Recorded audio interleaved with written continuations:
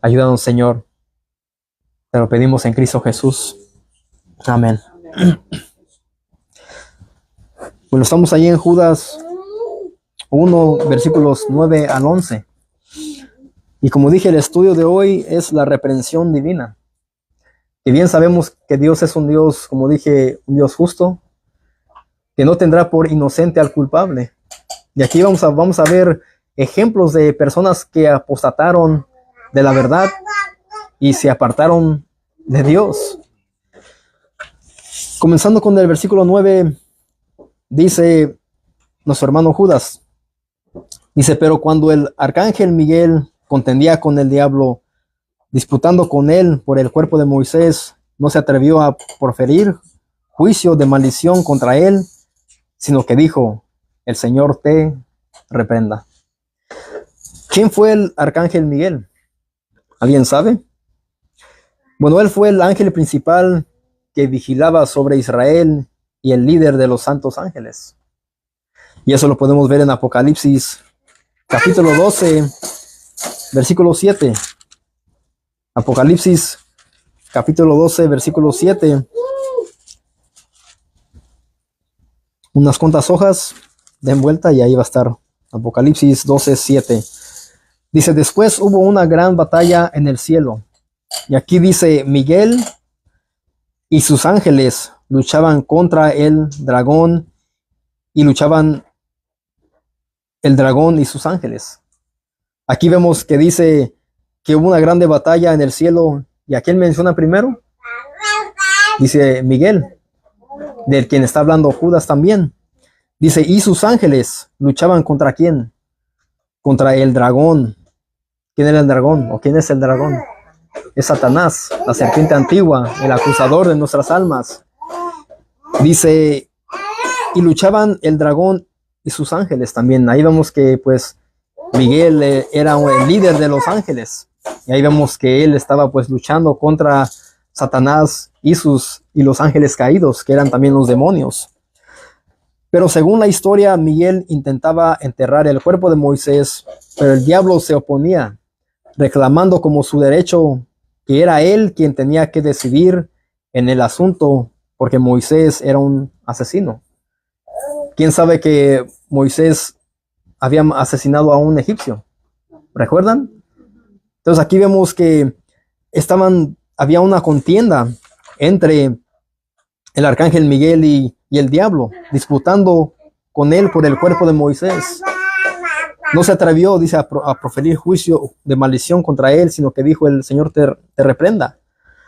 Pero Moisés murió en el monte Nebo sin haber entrado en la tierra prometida. Dios no permitió que Moisés entrara a la tierra prometida, sino que Dios le quitó la vida a él. ¿Por qué? Porque Moisés le pegó la roca, algo que hizo, algo que Dios no le mandó a él hacer, pero secretamente fue enterrado en un lugar desconocido por el hombre. El hombre, nadie supo de dónde fue enterrado Moisés. Vamos a Deuteronomio 34.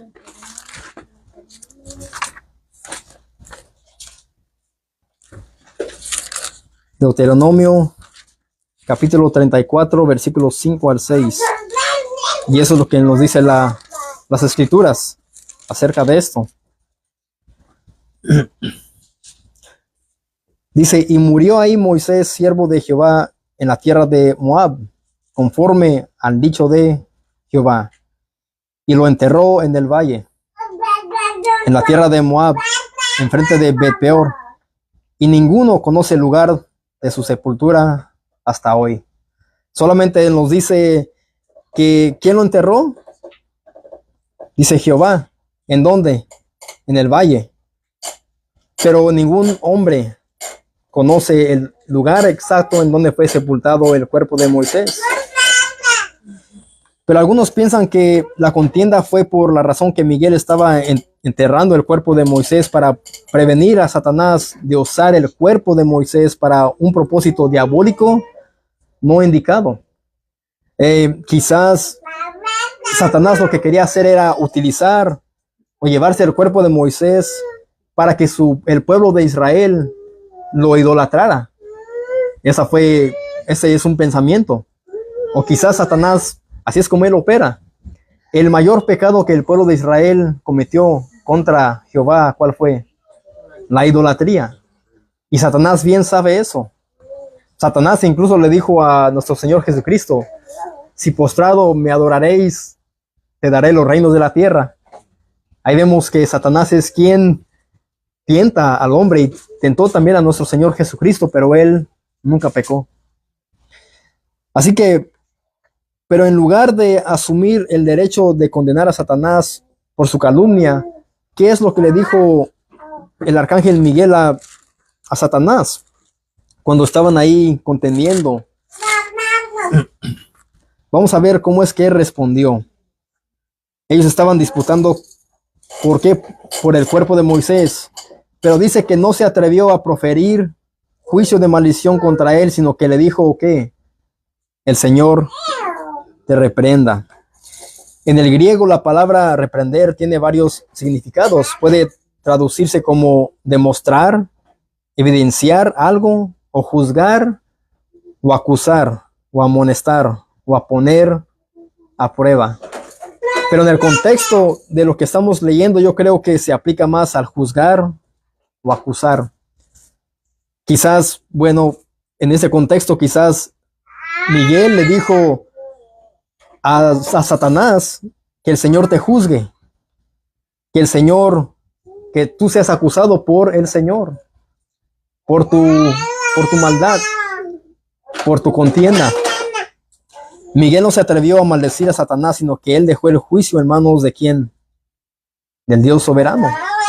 Porque él dijo, ciertamente dijo, el Señor te reprenda. Él no le dijo en ningún momento, yo te reprendo, Satanás, como muchos creyentes en muchas iglesias hoy en día lo hacen. Muchos dicen, te reprendo, Satanás. Reprendemos toda obra del diablo, toda obra satánica. Hemos escuchado esas oraciones en servicios de cristianos. Y ahí vemos que Miguel no dijo cosa alguna. Él dijo, el Señor te reprenda.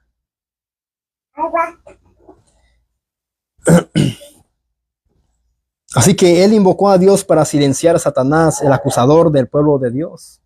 Eso es lo que él hizo. Él dejó todo en manos de Dios, dijo que el Señor te reprenda. Y eso podemos ver otro ejemplo en Zacarías capítulo 3.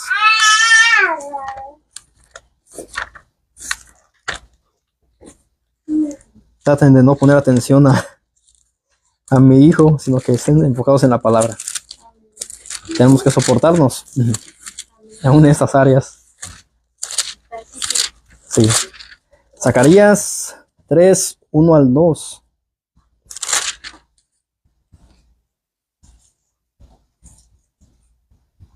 Zacarías capítulo 3, versículo 1 al 2, dice lo siguiente.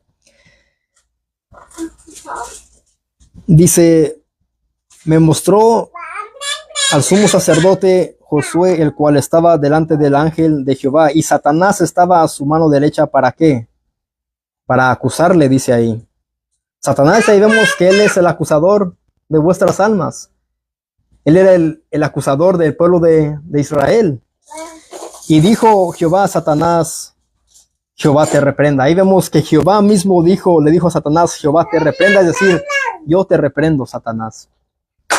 Yo tengo el derecho, tengo la autoridad, tengo el poder sobre ti, Satanás, yo te juzgaré.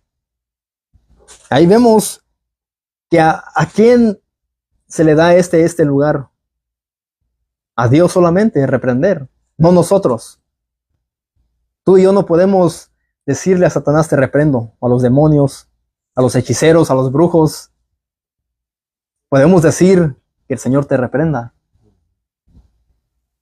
Y dice, sigue diciendo ahí, Jehová, que ha escogido a Jerusalén, te reprenda. ¿No es este un tizón arrebatado del incendio? Y ahí se refiere a lo mismo que Judas. Pero ¿qué podemos aprender de lo que dijo el arcángel Miguel cuando él dijo, el Señor te reprenda?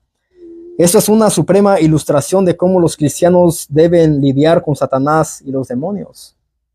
Aquí podemos aprender claramente con las escrituras que nosotros podemos decir, Satanás, perdón, que el Señor te reprenda, Satanás, o a los demonios. O cuando tengamos quizás una lucha espiritual, porque eso sí puede llegar a nuestras vidas. Pero nosotros como creyentes no debemos dirigirnos a ellos, sino más bien busquemos al Señor. ¿Para qué? Para que Él intervenga a nuestro favor con su poder contra ellos. Nosotros no podemos contra Satanás.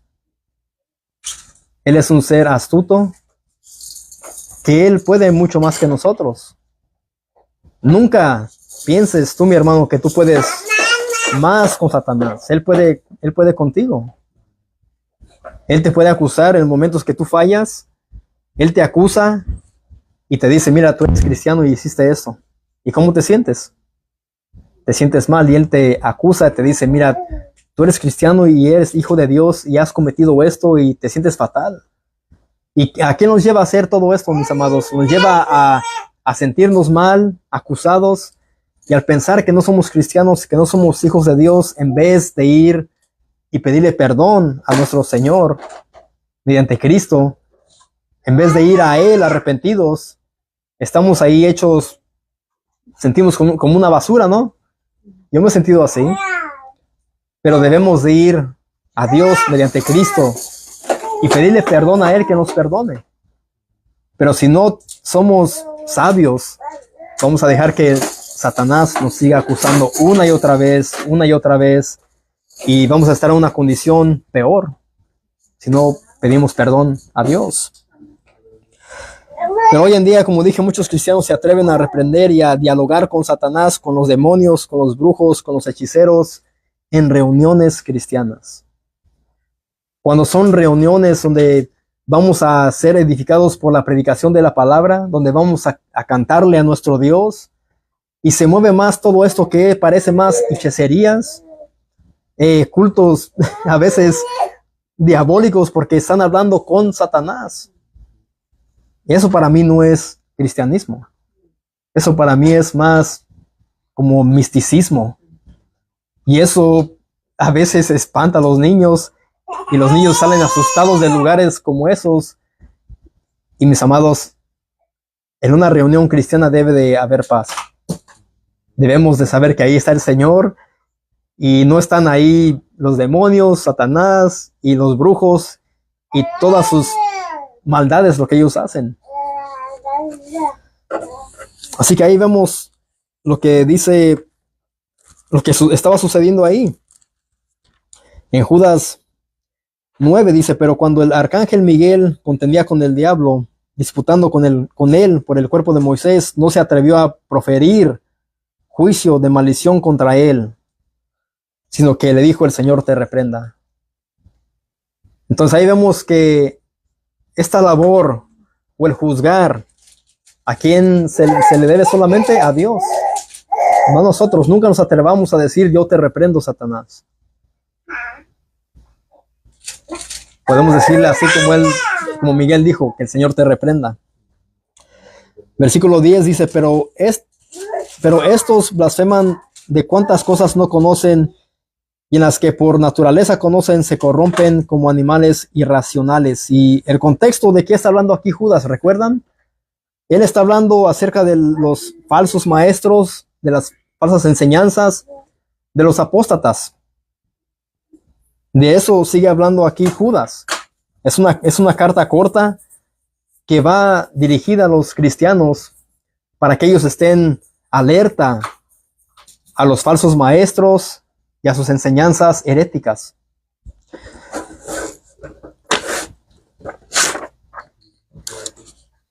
Así que los apóstatas son intelectualmente arrogantes y espiritualmente ignorantes, por la razón que son cegados por Satanás, y sus asuntos espirituales están más allá de su estado no regenerado, sin la capacidad de entendimiento. Es lo que está diciendo aquí Judas. Pero estos blasfeman de cuántas cosas no conocen. ¿Blasfeman de qué?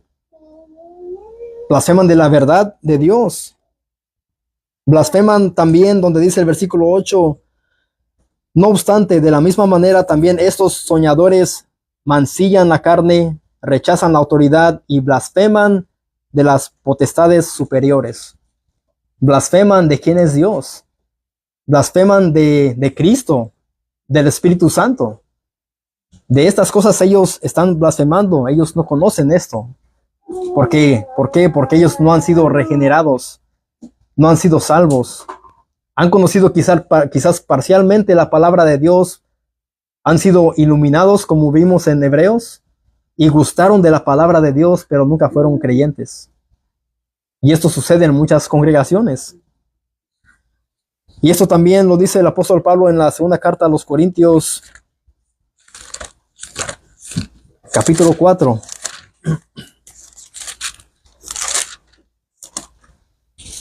Versículos 3 al 4. Segunda de Corintios, capítulo 4, versículo 3 al 4. Dice, pero si nuestro evangelio está aún encubierto, entre los que se pierden está encubierto, en los cuales el Dios de este siglo cegó el entendimiento de los incrédulos. ¿A quién se refiere aquí el apóstol Pablo? ¿Quién es el Dios de este siglo? Satanás. Él ciega el entendimiento de los incrédulos. Así que todo aquel que no es creyente, que no es cristiano, está cegado. ¿Por quién? Por Satanás, su pecado, su naturaleza caída. ¿Y qué más? Dice, para que no les resplandezca la luz del evangelio de la gloria de Cristo, el cual es la imagen de Dios. Y a estas personas se refiere Judas también. Eran personas impías que aparentaban ser maestros de la verdad, pero eran falsos maestros que enseñaban doctrinas contrarias a la verdad de Dios. Ellos ciertamente estaban cegados por Satanás y ellos no habían sido iluminados, o la luz no había resplandecido en sus vidas de ellos, la luz del evangelio.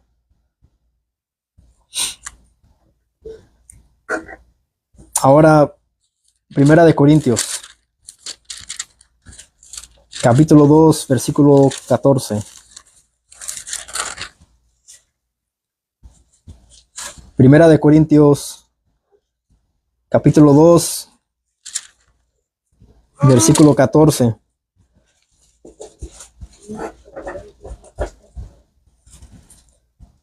Dice el apóstol Pablo: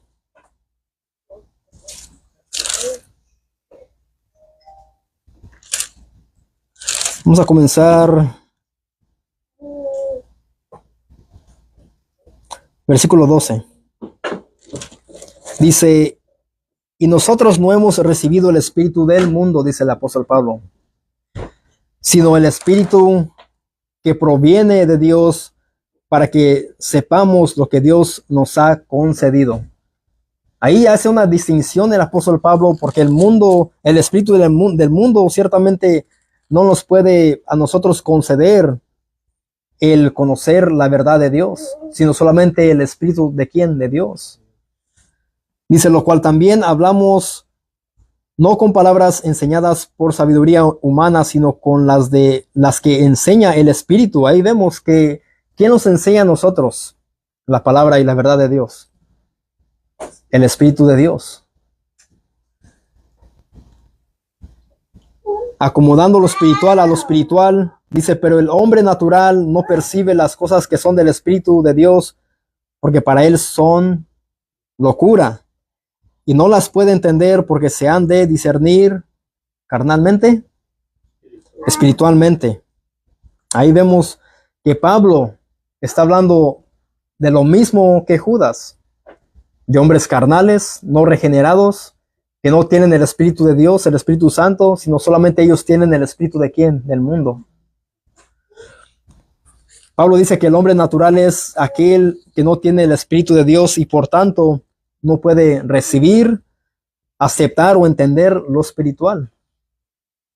No es capaz de conocer el evangelio que procede del Espíritu de Dios porque lo considera como una locura. Por esta razón es tan importante predicar el Evangelio para que Dios obre salvación en los perdidos. Es a través del Evangelio que personas van a ser regeneradas y ellos van a recibir el Espíritu de Dios en sus vidas. Sin el Evangelio no se puede hacer esto. Sin el Evangelio de Jesucristo nadie podrá entender las verdades de Dios. No es a través de mucha música, mucha emoción, muchos milagros, sanidades, eventos dentro de las iglesias. Es a través de la predicación del Evangelio de Jesucristo. Es a través de predicar el arrepentimiento y el creer en Cristo solamente por fe. Así que a eso se refiere Judas. Pero estos blasfeman de cuántas cosas no conocen. Ahí vemos que ellos están blasfemando de las cosas que no conocen, que son las verdades de Dios, en las que por naturaleza conocen, se corrompen como animales irracionales. Judas ciertamente acusó a los falsos maestros de blasfemar de aquello que no entienden. ¿Y a qué los compara ahora Judas? Los compara con animales irracionales que se corrompen por lo que persiguen por instinto pecaminoso y no un instinto santo. Ahí vemos que ciertamente él los llama ¿qué? Animales irracionales. Esos son los falsos. Esos son, cada vez que tú veas a un predicador de la prosperidad, él se mueve, ¿por qué? Por sus instintos pecaminosos, carnales, por sus propios deseos. ¿De qué? De él quererse, hacerse rico, y lo logran. Lo logran porque ellos no predican un evangelio que confronte el pecado, un evangelio que diga la verdad de Dios y del estado del hombre que está perdido. Y predican mensajes que solamente motivan, como Joe Austin. Ese hombre tiene su iglesia, mega iglesia, y él es tan rico.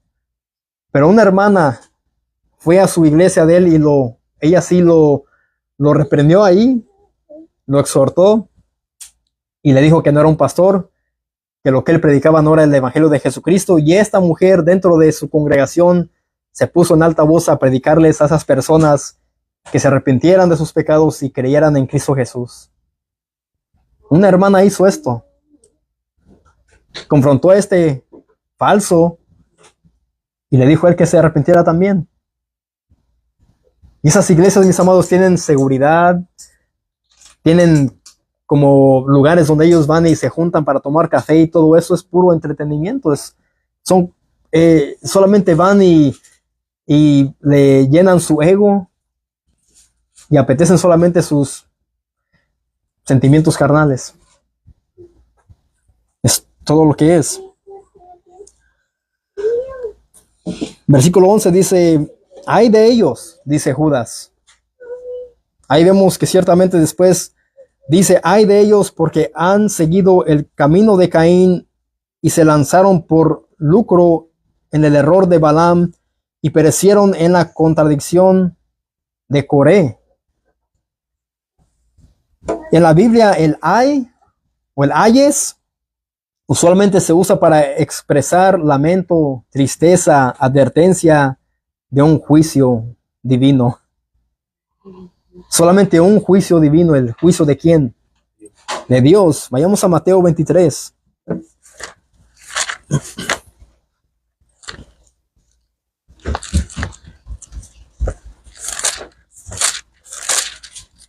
Mateo 23, versículos 23 en adelante. Aquí está, el contexto es de que Jesús acusa a escribas y fariseos. Cristo tenía la autoridad para él reprender, juzgar. Y dice aquí, Jesús acusa a escribas y fariseos, a los hombres religiosos que eran líderes del pueblo de Israel. Cristo con su propia autoridad, el Hijo de Dios, el carpintero, el que era odiado por todos porque él les decía sus verdades a esos hombres religiosos, ciertamente viene con autoridad para acusarlos, para juzgar sus maldades.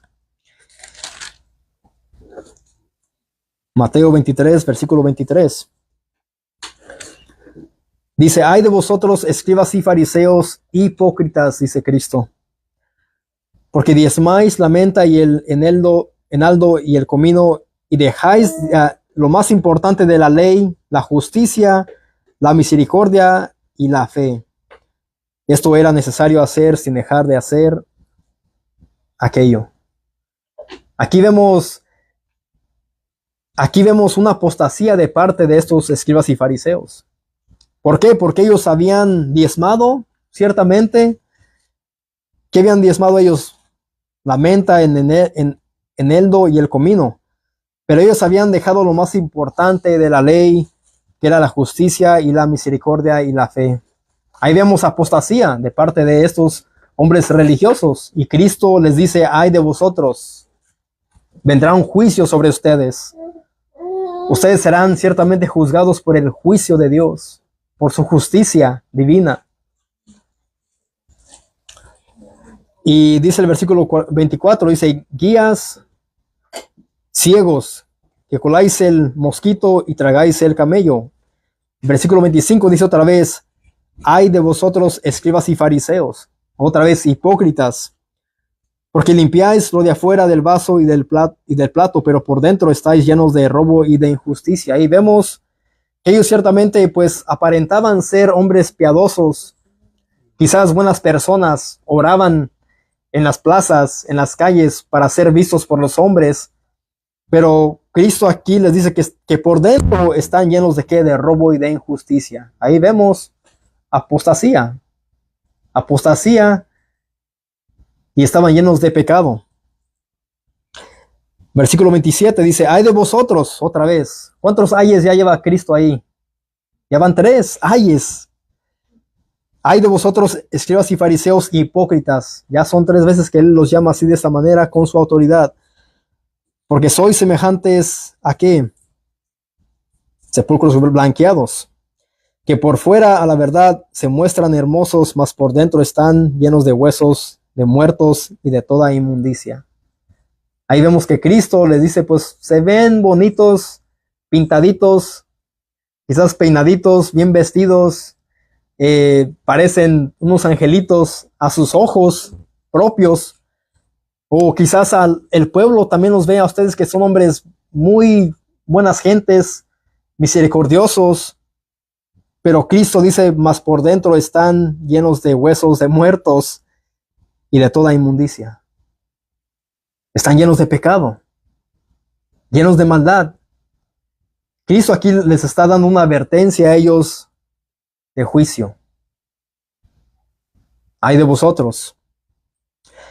Versículo 29. Ay de vosotros, escribas y fariseos hipócritas, 4 veces, porque edificáis los sepulcros de los profetas y adornáis los monumentos de los justos. Ahí vemos que Cristo ciertamente les dice, ¿cuántas veces aquí a ellos? Ay de vosotros, hipócritas, 4 veces.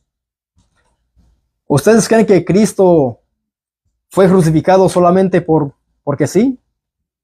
Cristo fue crucificado porque Él ciertamente tenía que pues morir en nuestro lugar, pero Cristo también vino ¿para qué?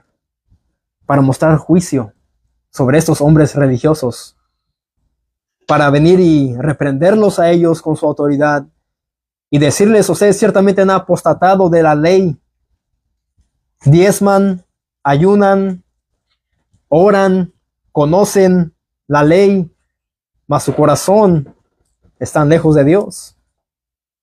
De labios honran al Dios de Israel, pero sus corazones están lejos de ese Dios. Pero ahí vemos que Judas pues dice lo mismo, ay de ellos,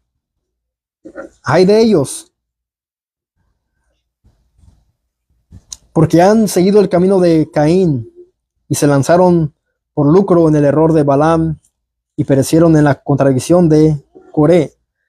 Aquí Judas también compara a los herejes, a los falsos maestros, con Caín, Balaam y Coré. ¿Por qué razón lo hizo? Esos hombres engañaron a otros y fueron conocidos por su odio, avaricia y su rebeldía. Y todo falso maestro que predique alguna enseñanza contraria a la verdad de Dios, pues es alguien que muestra avaricia quizás. Los predicadores de la prosperidad, ¿qué es lo que ellos muestran al predicar mensajes bonitos y todo esto? Avaricia. Están siendo rebeldes a la palabra de Dios y ellos odian al Dios de la Biblia. Odian a Cristo y su evangelio porque no predican la verdad. Ellos muestran estas características o los pecados de Caín, Balaam y Coré. Vayamos a Génesis 4.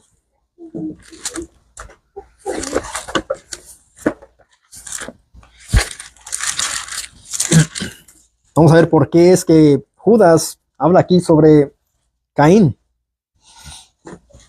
Génesis 4, versículo 4 al 8.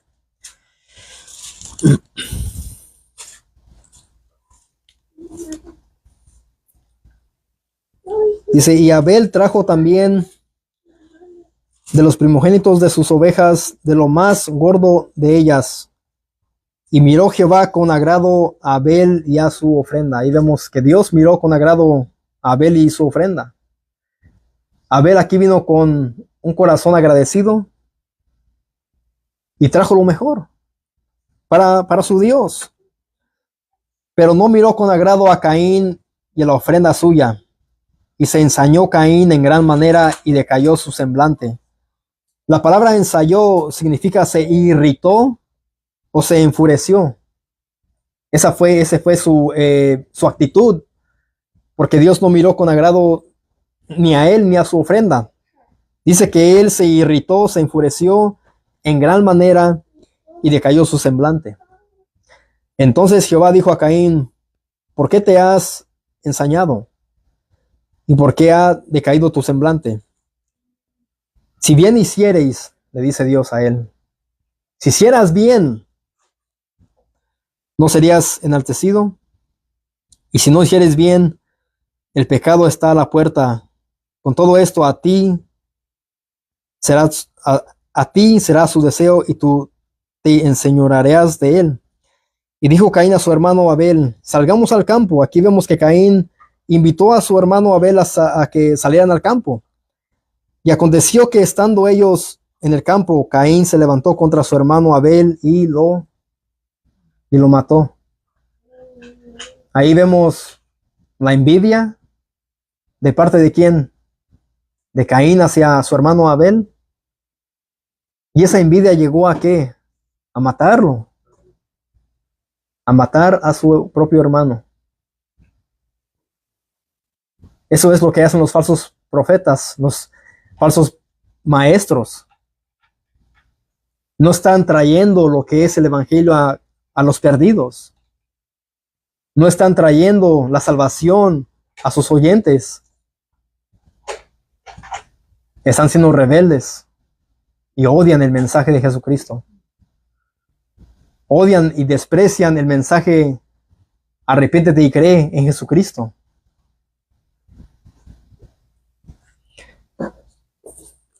Ahora vamos a Números. Al libro de Números, capítulo 31.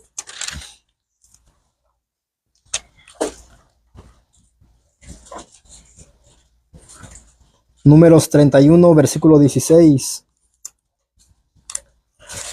Vemos que también Judas habla sobre Balaam y compara a los falsos, al igual que Balaam.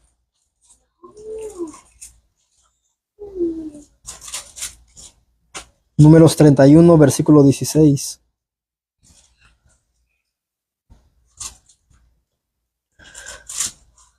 Dice, he aquí, por consejo de Balaam, ellas fueron causa de que los hijos de Israel prevaricasen contra Jehová. En lo tocante a Baal peor, por lo que hubo mortandad en la congregación de Jehová.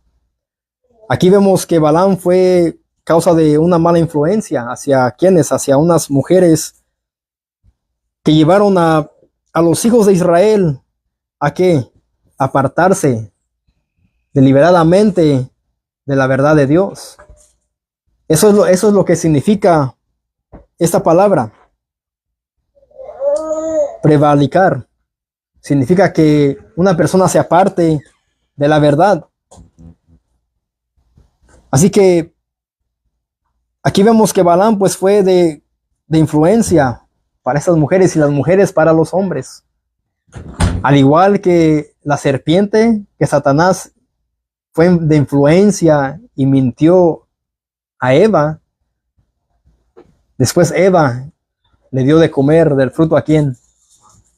Adán. Aquí vemos que Balaam pues tuvo esta misma astucia que quién, que Satanás. Y en Números 16 nos habla de la rebelión de Coré contra Moisés y Aarón.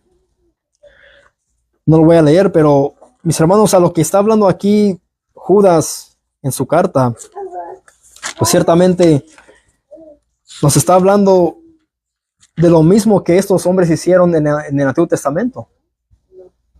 Estos hombres, incluyendo Satanás y sus demonios, apostataron de la verdad de Dios y contrajo ¿qué? Consecuencias.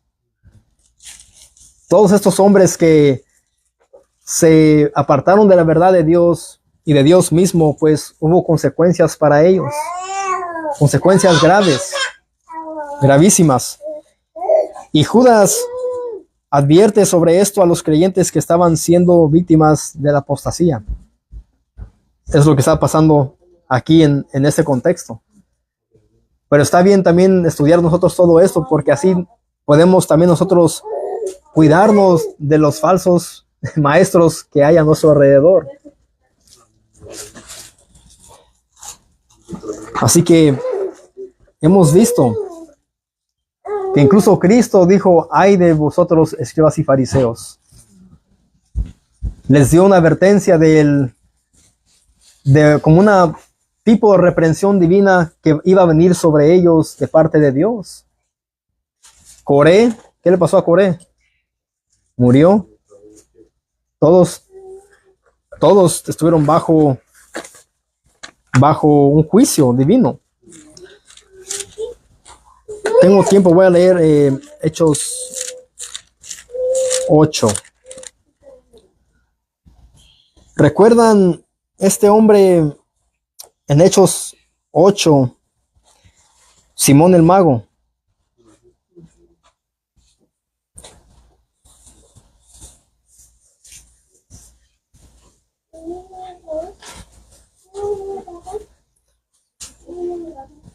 Aquí está cuando están predicando los apóstoles el evangelio en Samaria. Ellos comenzaron a predicar y pues estaban oyendo y viendo las señales que ellos hacían, pero dice ahí en Hechos 8, versículo 9. Y vamos a ver aquí otro ejemplo de apostasía.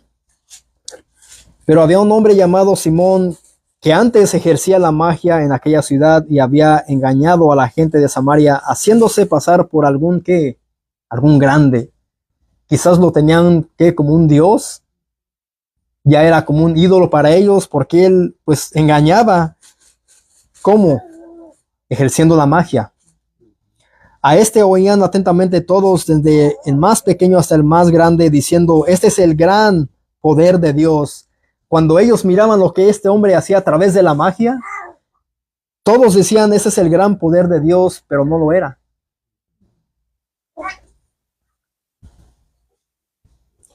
Y le estaban atentos porque con sus artes mágicas les había engañado mucho tiempo. Pero cuando creyeron a Felipe, que anunciaba el evangelio del reino de Dios y el nombre de Jesucristo, se bautizaban hombres y mujeres. También creyó Simón mismo. Y habiéndose bautizado, estaba siempre con Felipe, y viendo las señales y grandes milagros que se hacían, estaba atónito. Esos hombres resucitaban a muertos, los apóstoles sanaban. Entonces esto captó más el ojo de este hombre y era mucho más grande que la magia que él ejercía. Cuando los apóstoles que estaban en Jerusalén oyeron que Samaria había recibido la palabra de Dios, enviaron allá a Pedro y a Juan, los cuales habiendo venido orando por ellos para que recibiesen el Espíritu Santo, porque aún no había descendido sobre ninguno de ellos, sino que solamente habían sido bautizados en el nombre de Jesús. Entonces les imponían las manos y recibían el Espíritu Santo. Aquí vemos que estaba sucediendo algo glorioso aquí. Estaban recibiendo ahí en Samaria los gentiles, a quienes eran aborrecidos por los judíos. Estaba llegando ahí el Espíritu Santo, estaba llegando el Evangelio, estaba llegando la salvación a estos no creyentes. Cuando vio Simón que por la imposición de las manos los apóstoles se daba el Espíritu Santo, les ofreció dinero. Aquí vemos que este hombre pensaba darles dinero para él poder obtener ese poder de Dios, diciendo: dadme también a mí este poder, para que cualquiera a quien yo impusiere las manos reciba el Espíritu Santo. Entonces Pedro le dijo: tu dinero perezca contigo, porque has pensado que el don de Dios se obtiene con dinero. Aquí vemos un tipo prosperidad, lo que este hombre quería hacer. Él pensaba comprar el poder de Dios con su dinero, y Pedro, pues abiertamente y con ese celo del Señor, le dice: tu dinero perezca contigo, porque has pensado que el don de Dios se obtiene con dinero. No tienes parte ni suerte en este asunto, porque tu corazón no es recto delante de Dios. Aquí vemos que este hombre aparentó ser creyente, aparentó ser cristiano, haber creído en Jesucristo, pero este hombre ciertamente vemos que él era un apóstata. Aparentaba, anduvo con ellos, y él miró los milagros, las señales, lo que ellos hicieron, pero él le ofreció a esos hombres de Dios dinero para comprar el poder de Dios, y no era así. Y Pedro le dice: porque tu corazón no es recto delante de Dios. Y después Pedro le dice, no le dice acepta a Cristo en tu corazón, le dice arrepiéntete. Aquí vemos que le dice: arrepiéntete pues de esta tu maldad y ruega a Dios si quizás te sea perdonado el pensamiento de tu corazón. Ahí dice quizás te sea perdonado el pensamiento de ¿qué?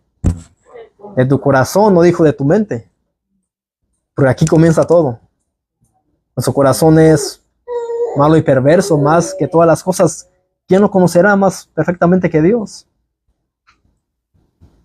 Y el ser humano se pinta un corazón rojito, bien, que muestra amor.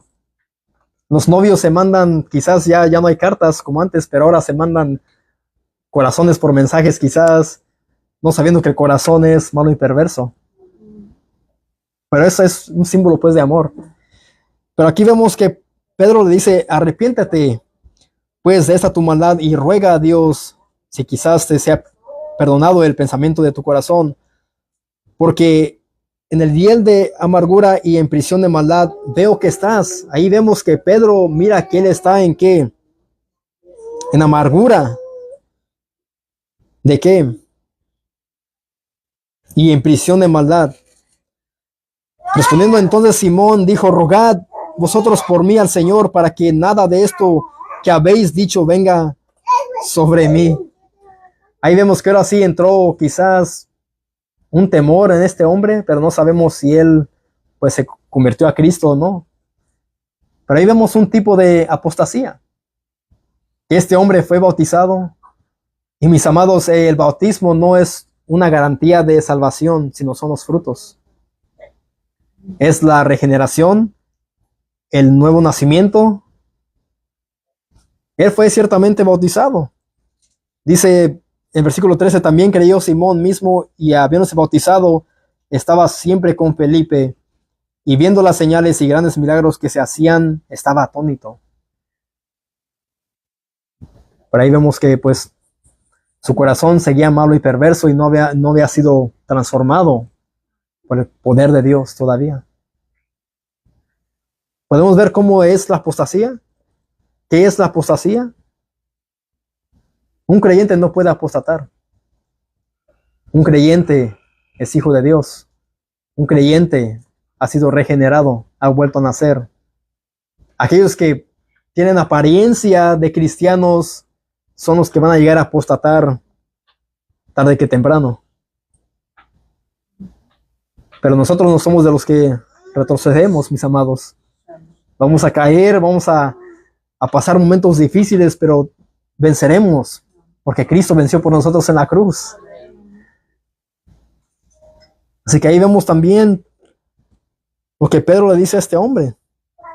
Arrepiéntete, pues de esa tu maldad, y ruega a Dios si quizá te sea perdonado el pensamiento de tu corazón. Dice, quizás Dios te perdone y traiga una reprensión divina sobre ti, un castigo sobre ti. Arrepiéntete. Así que este fue el estudio, reprensión divina. Oremos. Padre, te damos las gracias, Señor, porque nos has permitido, Señor, estar aquí en este